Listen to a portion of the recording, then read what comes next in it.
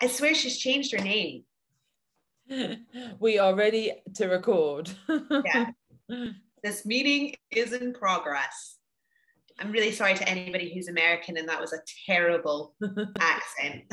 So we're just saying today where to start with tracking progress in scale weight. And I think the decision is that we'll start by talking a bit about how weight loss can affect a prep, how the different emotions connected to weighing yourself can really be a massive part to any diet, but also, you know, with a prep, because you are digging that little bit deeper than a conventional diet, the stresses on the body can have such a big influence on what happens with the scale weight, and consequently that can then end up quite a mind warp as to how you feel your progress is going when you are in a stage prep.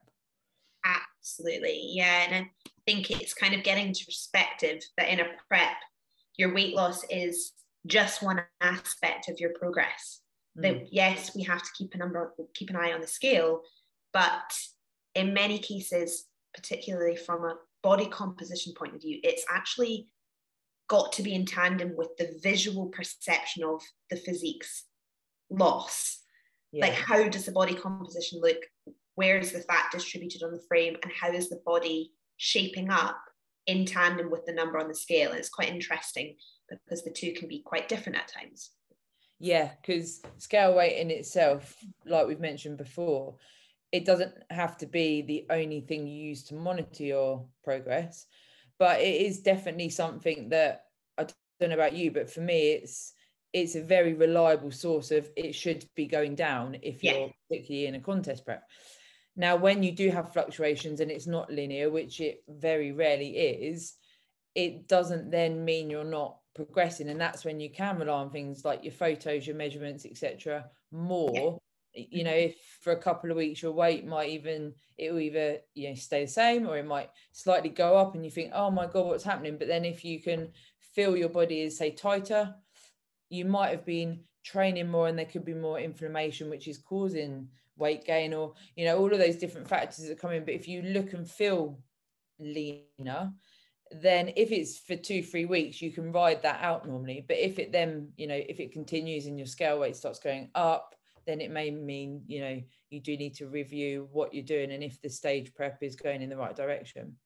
Yeah, absolutely. And I think it is quite specific to each individual how they like to track weight. Like, I've got some clients who weighing themselves really motivates them.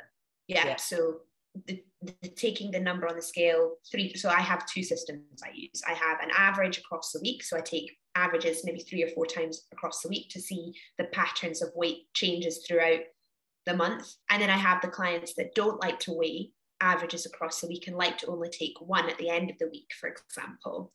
And then I've got some clients as well who earlier on, maybe in the prep, not so much the later stages, but we may take a weight back off a little bit to allow the mind just allowed to tick the boxes and come back to the weight. But as long as we are checking on photos every week, that we can kind of see that. And it really does kind of depend on the type of person you are, because if you're weighing yourself and it motivates you in a positive way, then there's not really any reason to change what you're doing. But if you're weighing yourself and say the number on the scales is making you feel like a failure every week, or that you're feeling kind of up and down and it's really demotivating you, and you can't see perspective of your photos, it can be detrimental to your enjoyment of the whole process. So it's finding where you are on that extreme. Are you extreme here, you want to weigh, or you extreme over here and you don't want to weigh, and trying to find a happy medium somewhere in the middle. I guess from a coach's point of view, I get the impression from sort of Stephen that if I can do my weight and he's got that, it does make things a little bit easier when he's looking at all avenues of data. So you got your photos, your measurements, your weight, how the client is feeling. The weight can then add to the toolkit, and if, you know, the client or the person in prep is seeing it objectively, it can be a very useful tool. I definitely try, and if I have a conversation with someone that I'm working with that's trying to lose weight and they say, I really don't like the scales, over my time with them, I do try to sort of persuade them to use it as, this is the number I'm going to send Sarah, rather than I haven't lost weight if that number has changed. If they can see it as that's a number, record it down, move on, and try and just work on different ways to be able to incorporate it, because it can be a very useful tool. But like you say, if it's causing distress, then there is other avenues. Yeah, totally. It's an interesting one, because obviously in contest, if we're taking contest prep in isolation for a sec, you start here and you need to get here. Yeah. And that means fat loss and the figure on the scale going down. What I always have a bit of an issue with, sometimes people will come and go, right, my last stage weight, so say you're sitting 64 kilos now, and your last stage weight was 53, 54 kilos, say, then they're already coming in with a perception they have to hit that 53 or 54. Yeah. And sometimes that is just not the case at all, because maybe they were sitting at 53, 54 on a much less muscled frame, and perhaps not looking as conditioned as they should be, or maybe they're too conditioned, who knows. But the fact is that every prep is going to be very different, and you may be the same weight when it gets down there, you may be less, you may be a little bit more if you've gone on a really good muscle off-season building phase, for example. And that it's important to have a kind of, I think, a little bit of flexibility around the end point, because a big question I get is, what weight do you think I'm going to be on stage? Do you think I'm going to be this weight? Or what weight should I be trying to shoot for? And I've always got to be really like specific with that question, depending on the individual, of course. That if you shoot for a figure, for example, and you're not ready, then it's been a pointless exercise. Do you know what I mean? You've got to mind war. Yeah, and that's then when, of course, as the weights come down, and you're absolutely right, Sarah, it's never linear. It's, you know, I've drawn it on a piece of paper to show people that, you know, weight loss kind of goes like down a little bit, up, spikes, down, comes down, maybe plateaus for a few weeks, comes down, comes back up, plateaus, down, you know, and it goes like that. That's when you jump in with the photos, and if the photos are telling the right picture, then you need to either slow or speed up weight loss depending on the progress over time.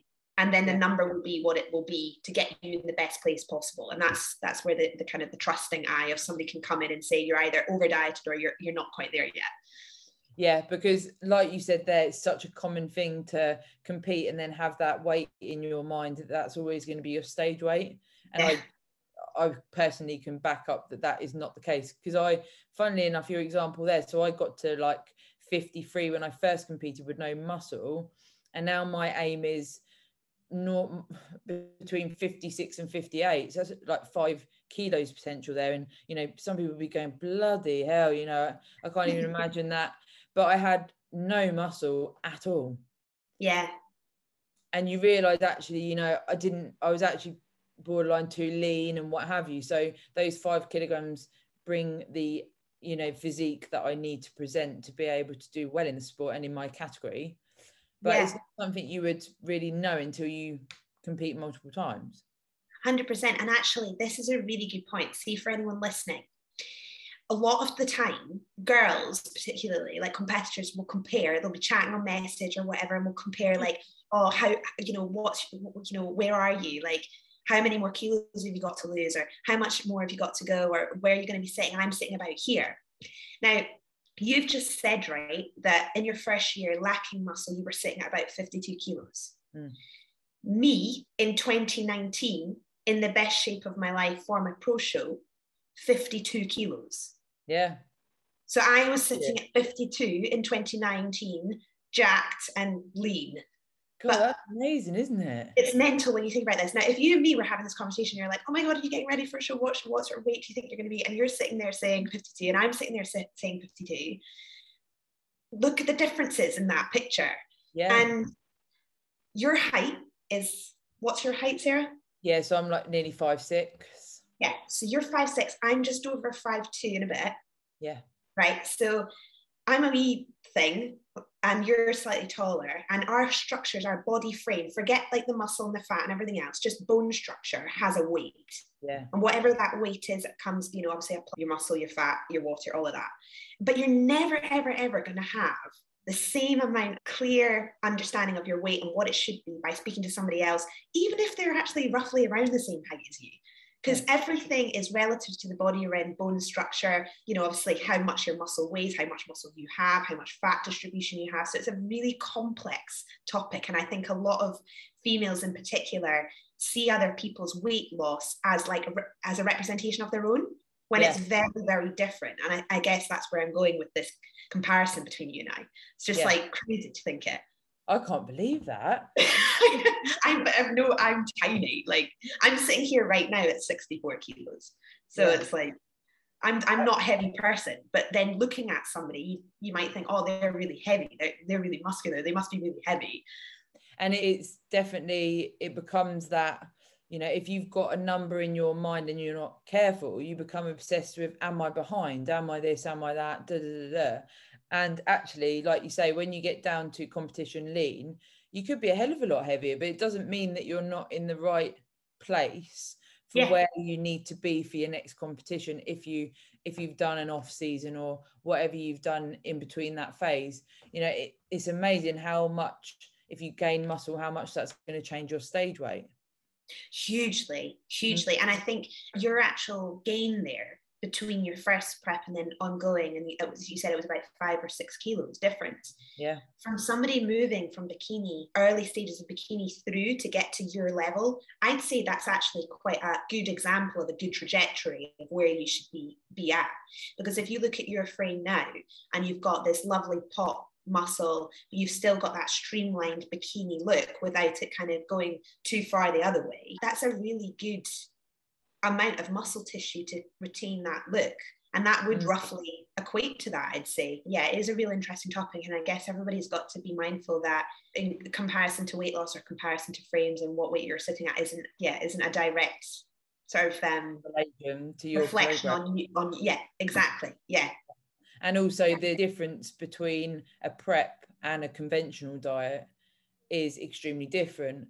When people start saying to me, you're right, you're looking a bit, for us that's like, okay, well, I'm on track then, because in normal life you're meant to be looking, when you're at the tail end of a prep, I think it'd be silly of you to think that you're going to look an overall picture of health, if you know what I mean, in an objective way. The last 3-4 weeks of a prep, you see that difference in your face, in your physique. You feel lean most of the time. Everything is different, and it's getting your head round that, if people do make those comments, and if you do feel a certain way because you haven't done a prep before maybe, and this is your first time at getting truly stage lean, it's remembering that when you do then get on the stage, and whatever your weight is on that day, you're going to look appropriate to what you need to for a contest. This last bit of a prep, like what I'm in, it's not really a reflection of show day either, is it? There's that added complexity of scale weight. Yes. Yeah. And I mean, I say to a lot of my athletes, kind of at the time where you're at right now, where your mind's starting to play tricks on you a little bit, I often say, remember, you're not on stage today. You're not on stage today. Your fluctuations are going to be quite a lot at this point. You may actually find as well that you have a little bit of plateau at this point too. And there's things that kind of, you'll have a couple of weeks where it's all gravy and you're going down, and you'll have a week and it's not, and you'll have a freak out and you'll be like, oh my God, I'm not going to be ready. It's part of that process, but you're not on stage today. So don't worry. It's all part of the bigger picture. And also, I think something on that point there that you just made, what people don't realize is that, or forget maybe, is that when you're losing weight, that can actually make weight loss harder as you get more lean. So at first your body's really happy and healthy, and you're walking around and you've got a bit of body fat, you're a bigger person, you expend more energy because you're a bigger body and you need more energy to move around and do, and all of that. And then as you of course are coming down, your body is naturally just going to expend fewer calories because you're a smaller person. So something many people don't often think is, coming to the latter stages, you might not see the bigger chunks that you might have lost earlier on. That those little 0.2, 0.1, 0.3, they still are really quite important at that phase. So It's just remaining objective, isn't it? And it's so much yeah. easier said than done, you know. Like we can sit here and be like, oh, but when you get on the scales for a few days in a row and they are slightly going up or they're staying the same, it's just like, oh, why is this happening to me? I've been losing weight every week, everything's going really well, I'm ticking the boxes, as we call it, I'm doing everything to the absolute letter, and my weight has gone up. I mean, I guess we could actually touch on some of the factors that cause sort of, I always say superficial weight gain, but you know, things like sodium. You know, maybe we can touch on a few of those for the listeners, as to, especially first timers, these are things that you maybe not come across as to what could be potentially bringing your scale weight up temporarily. Yeah, absolutely. I had a little break there. Hope you can still hear me. I paused a second. Yeah, superficial weight's a good way of putting it, I think, because gosh, I could reel off. I don't feel like it's like real weight. So, you know, like my best example is it was years ago with Stephen, I had a conversation as to my scale weight's gone up, and I'd had sushi. And it was the night before, and then for a couple of days scale weight was up, and then he was like, well, that would be the sodium in the sushi, and I was like, sodium, like what do you mean, is that just salt? And it's basically, isn't it, a preservative that's used in a lot of things like sushi to keep it fresh and edible and what have you. And then when you actually look at what has sodium in, there's a lot of things that you would never even equate to that causing your weight to spike for, you know, 1 or 2 days. Yes, absolutely. Like sodium, well, higher level of salt intake, not balanced with water intake that you might not have thought about even at the time, can cause holding water, of course, which is why your weight would go up. Other things as well, like that you find in things like, you know, all your skinny sauces or any sort of like sauces that are additives, there's just so much in them in terms of polyols and things that if you have an excess or a lot of, can really mess around with the digestive system and cause quite a lot of discomfort there. But also, again, coming back to water retention or poor digestion, which then, if you've not been to the bathroom very much that week, can also alter your weight. So there's like quite a few things there.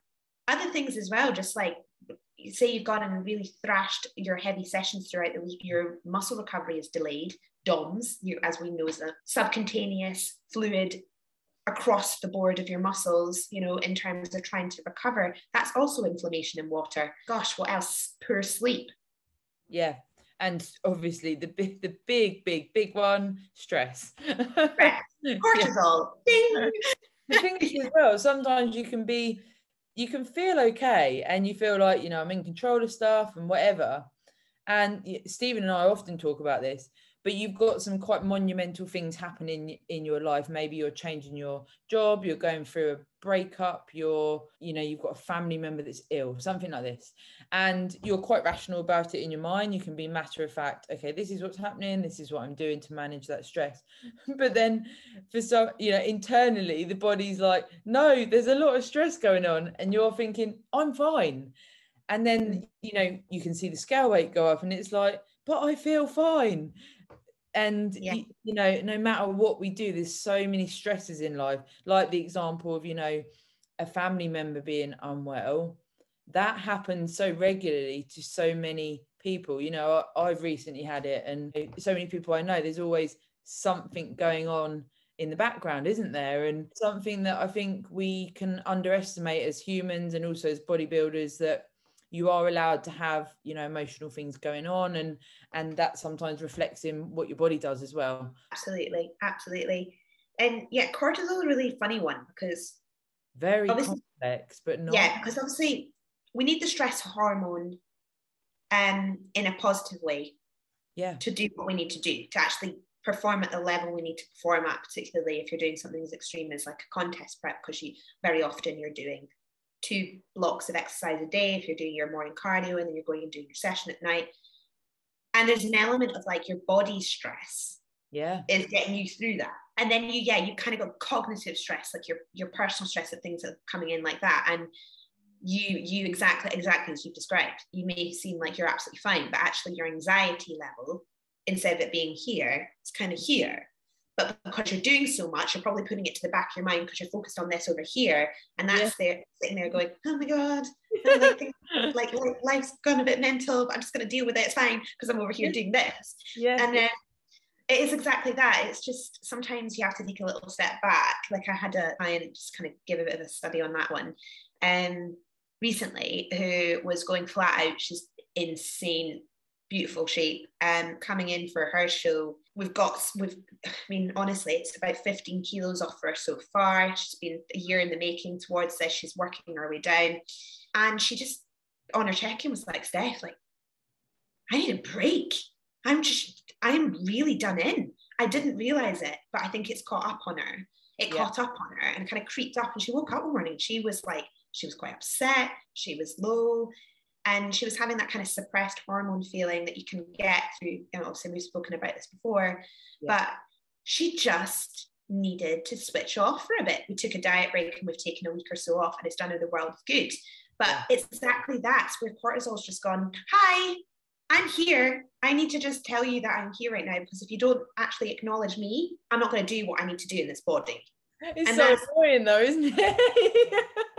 Yeah, and that is the psychology side of it, isn't it? That's where your Stephen, or with my guys, me and Andy, come in and say, this is perfectly normal, this happens, what's going on in your life right now? Let's see if we can unpick it. Let's see if we can rationalize it and put it in boxes and help you maybe manage it better. Because I guess this is where we go into the contest prep.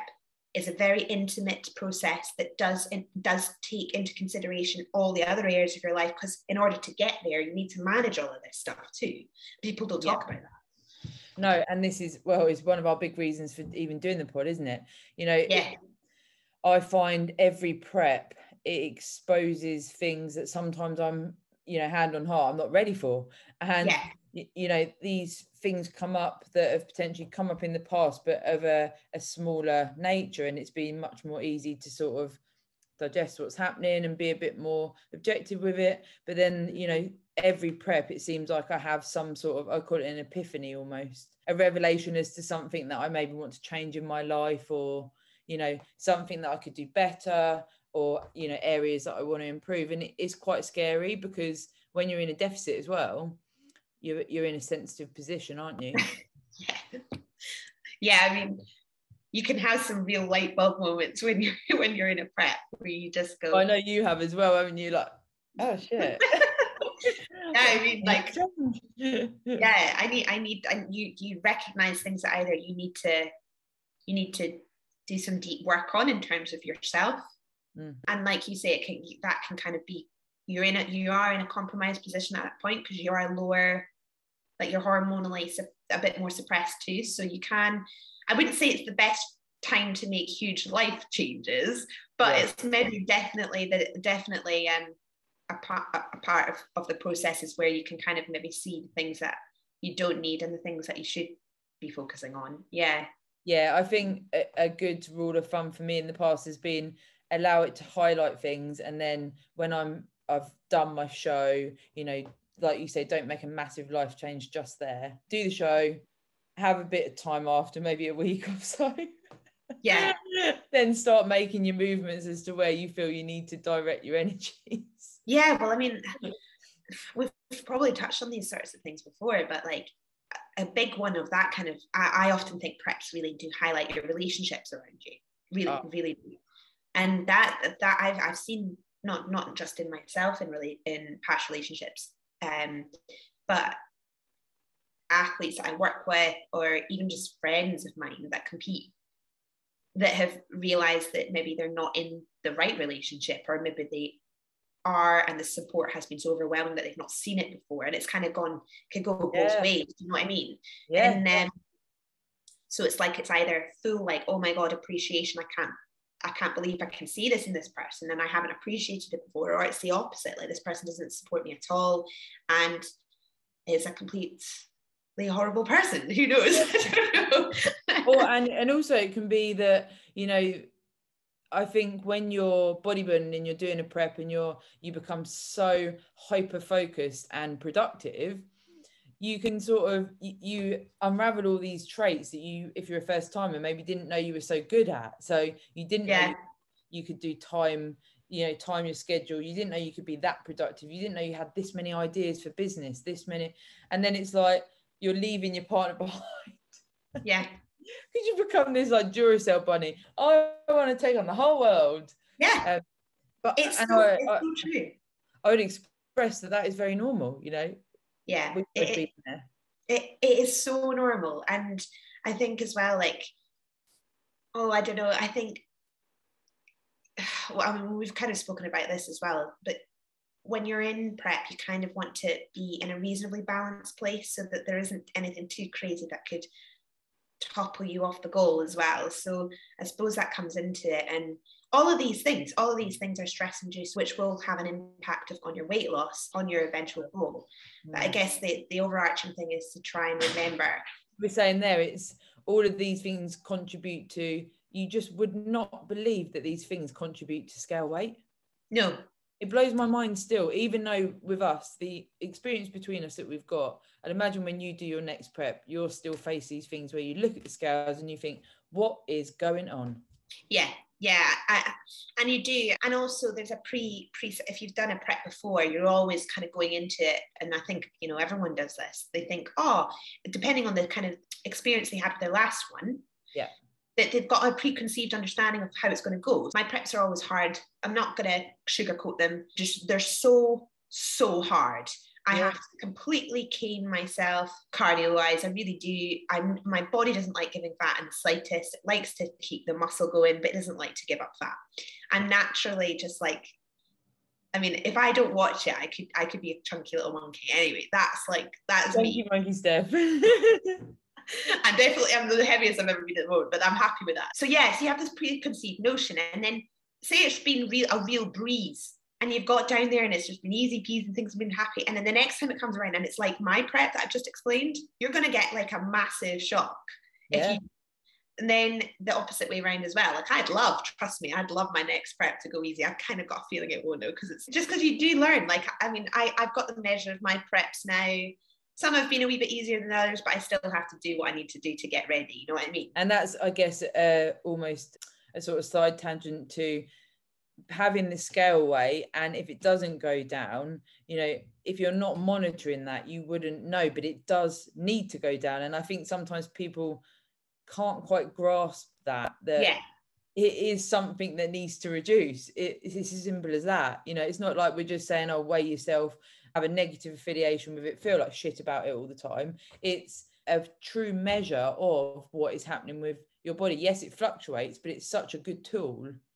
Well, yeah, and it's like you've just said, if we take all of the kind of things that could be variables as to why it doesn't drop or why it goes up, science dictates that to get to a lower weight, you have to lose weight. You have to. It's the total simplicity of do more, eat less, get a result. And that's essentially it, with a lot of like playing with nutrient timing and everything as you go along the way. But it's literally as simple as that.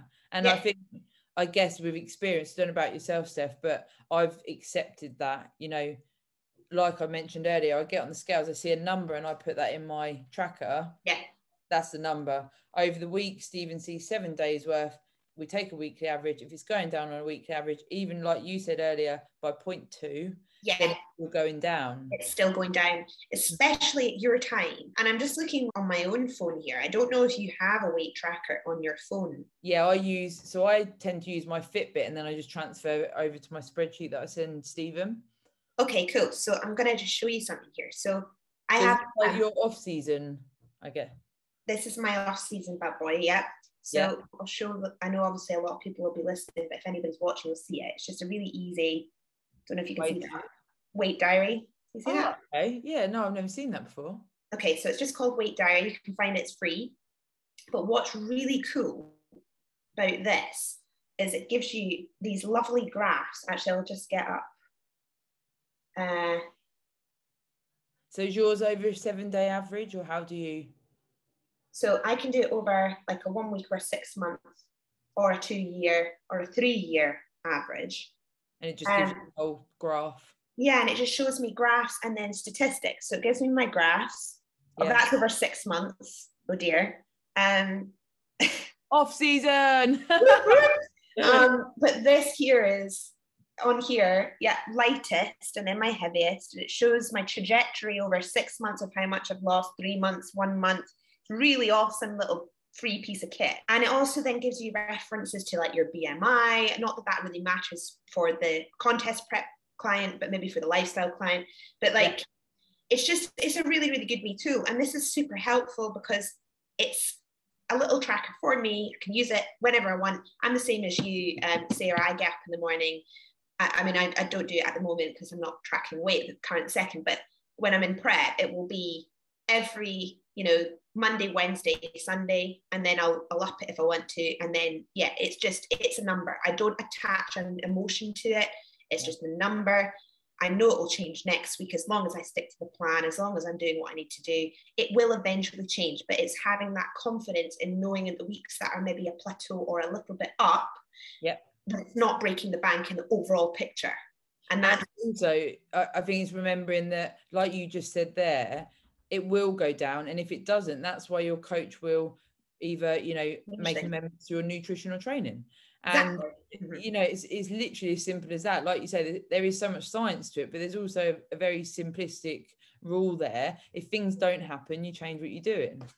Yeah, you take some food out, you add more cardio, you change the programming so it might be more volume based, you might change the intensity of your training. Like there's so many different variables that coaches can use to then help weight bump along if it needs to. I don't know about you, but the first prep I did, I definitely used to think, oh no, if my scale weight doesn't go down, that means Stephen's going to take my food. And I'd be thinking, oh my God, what can I do to get this scale weight down? But then as you go on, you realise, if your scale weight don't go down, then you're going to need to change your food or your training. What other tools do you, so we've mentioned measuring and photos. Is there anything else you like to rely on for tracking progress? Yeah, sometimes I like to rely on digestion. So I like to know like how regular somebody is. Sleep patterns really help too, because you can, it's an overarched data, isn't it? Like the kind of things I like to see are your measurements, your photographs, of course, your averages and weight. I like to understand how digestion is playing a role. I like to see how well we're sleeping, because those sorts of things will help then see how we can help weight loss actually be a little bit more like your response to the weight loss process can be a little bit better by managing these other things. So it's not so much an indicator of the exact look, but it's how do we make sure that what we're asking the body to do is in a perfect environment for it to do it. Does that make sense? Yeah, as perfect as it can be within your lifestyle, I guess. Yes, exactly. I think such a huge part of this, of course, is the psychological aspect. And that's the bit I find is what people struggle with the most. It's not the fact that the weight eventually comes off, because it does. If you're doing what you need to do, it does. If you're working with a coach, it does, but it's the emotional regulation around the weight itself and how you manage yourself around tracking it and being okay that sometimes you're going to get on that scale. And it's like, I know you'll have probably been like this as well, Sarah, where you're stood in the bathroom, your kit's off, you've just been to the bathroom and you're like, and you literally think, oh, for God's sake, when I look down, please let it go in the right direction. Literally got everything crossed. And I literally have to laugh now if it doesn't, because otherwise I'll cry, because it's like, okay, it's a number. Yeah, exactly. To the point where you're taking your bauble out your hair. That might weigh something. I better put it over here. No, that is such a good point. Like, you do start thinking, surely I could get another 0.1 of a kilo off here. And it becomes this like absolute, mental torture. And I've had days where my whole day is ruined from 5:30 a.m. because the scale weight hasn't gone how I wanted it to, and it's not conducive to a normal life, is it? I'm not saying prep's normal, but if you let the scale weight affect your day every day, it's going to cause a lot of problems. Hugely. And I mean, there are some odd occasions, right? Like where you might, like, let's take a month, and for those 3 weeks, the first 3 weeks, you've been kind of maybe 0.2, 0.3, 0.4, down, and then come week 4, suddenly you bolt up 1.5 kilo, right? That happens. It happens. Such a mind warp. But it's not real reflection. You cannot gain that much fat if you're sticking to your plan in that time. And that's where you kind of have to come in and go, on those extreme moments, which they do happen from time to time, and it's usually correlations. If I take just females, it's usually correlations around that time of the month, which is of course another thing we didn't mention. But yeah, the time of the month, hormones are all erratic, body water's all out. You might be somebody, I'm this person that when it comes around to that time of the month, I tend to hold a lot. So for me, I've recognized it now that I do potentially go up 2 kilos. Some girls don't. Some girls only go up, point whatever, and it doesn't affect them. But if that happens once in a while, don't panic. Don't hit the panic button and go out and buy yourself a donut. It's not going to help. Like, it's going to make it worse.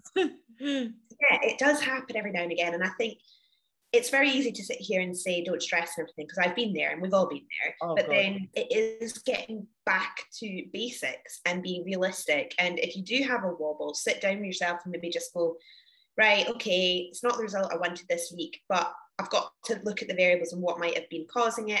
If I am really confused, talk to your coach. If you can kind of work it out, and like you say, don't beat yourself up and make it ruin the rest of your entire week or your day or whatever else. Put it aside, crack on with what you're doing, and keep the plan. It will continue to happen. It's not up to you, it's up to the body. The body's going to tell you what's going on. And I don't know about you, something that's just sprung in my mind. I now get, after leg day, I weigh more. Yeah. But when my first couple of seasons, I didn't have this. I used to lose weight after a leg day. But Stephen said, I guess probably training intensity's gone up, the load I lift. Actually, the inflammation from doing something like legs can easily cause a spike in the scales. I didn't believe it at first, but yeah, even that. Yeah, if you think about this, like the 2 biggest muscle groups are your legs and your back.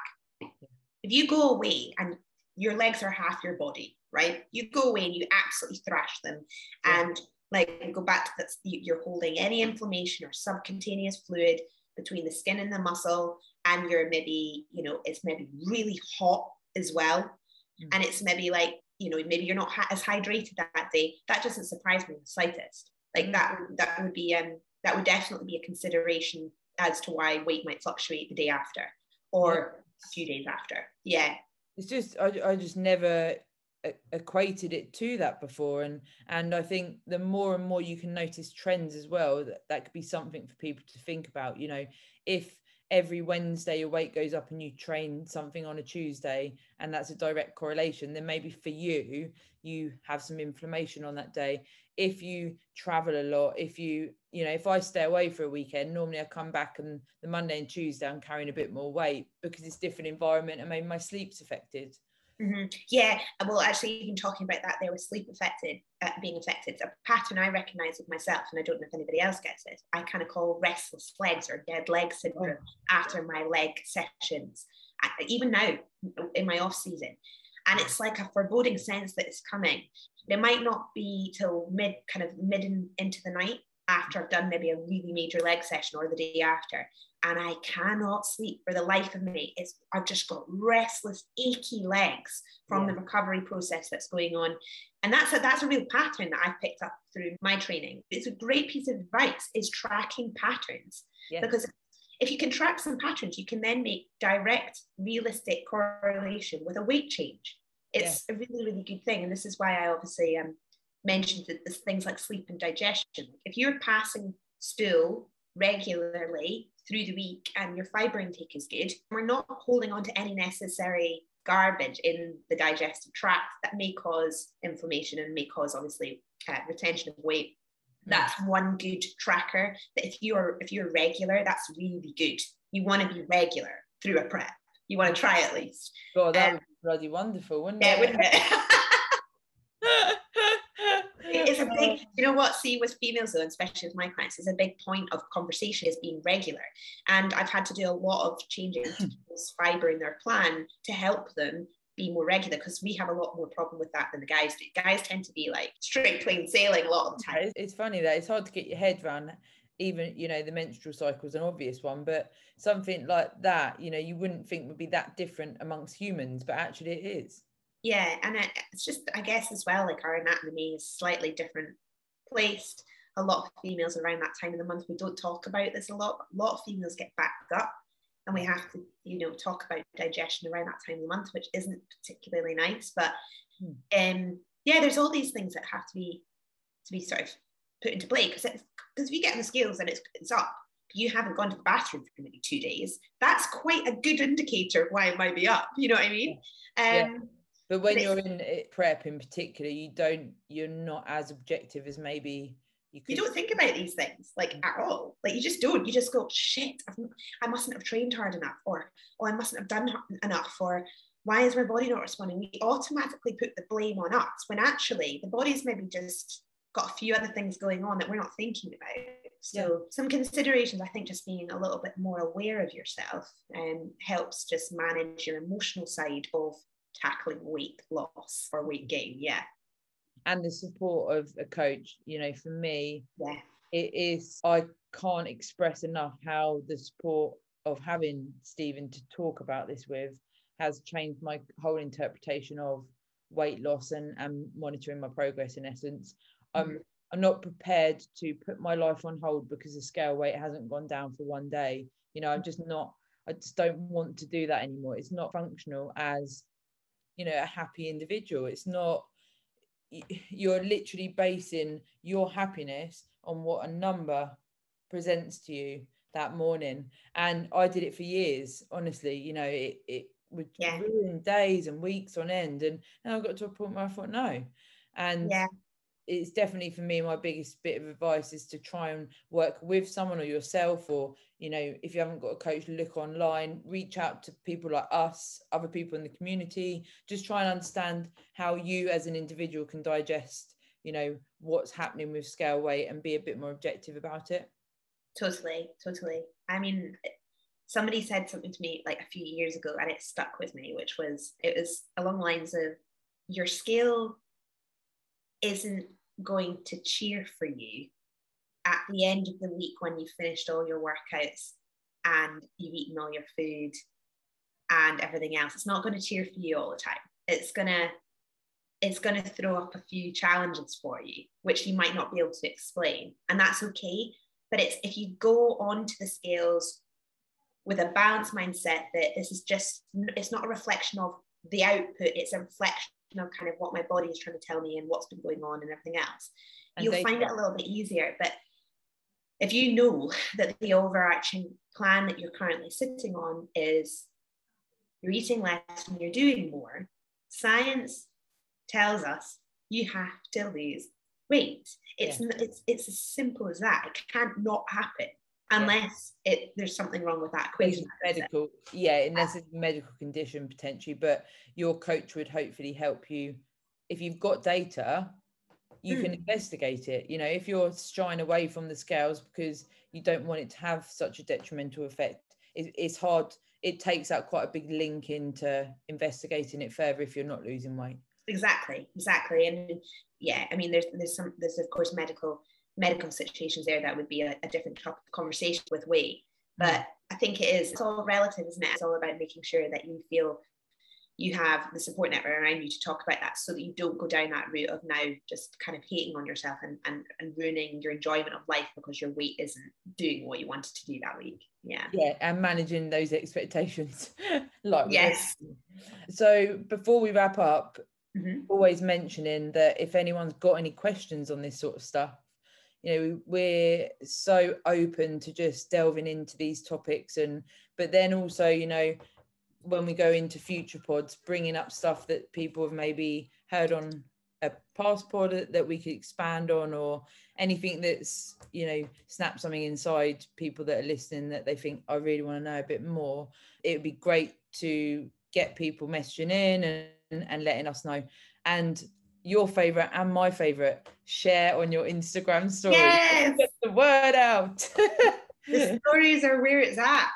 Yeah, it's just such an easy way to share stuff, and you know, you can reach so many more people and they can just maybe come across it, and then that could help one more person in our community, and that is what we're all about. Yeah, 100%, and hopefully some of this has been useful for the listeners. Yeah, absolutely. Yeah. So as always, a pleasure. And if anyone does want to reach out to me, it's sarahparkerhatchard on the gram. Yeah. And Steff Noble Figure Pro, or check me out over on Pro Prep Coaching. That's where you can see all the good people doing the weight loss stuff. And you can join the team. Join the team. Yeah. But no, it's a really good topic of conversation, one that a lot of people I think struggle with. And so if any listeners as well have any key tips on how they feel like they manage the emotional versus, you know, physical realms of weight loss, that would be interesting to hear as well. So drop us a comment if we've missed anything. Yeah, that would be awesome. Any information sharing is perfecto. Cool. So we will speak to everyone next week, but for now, goodbye.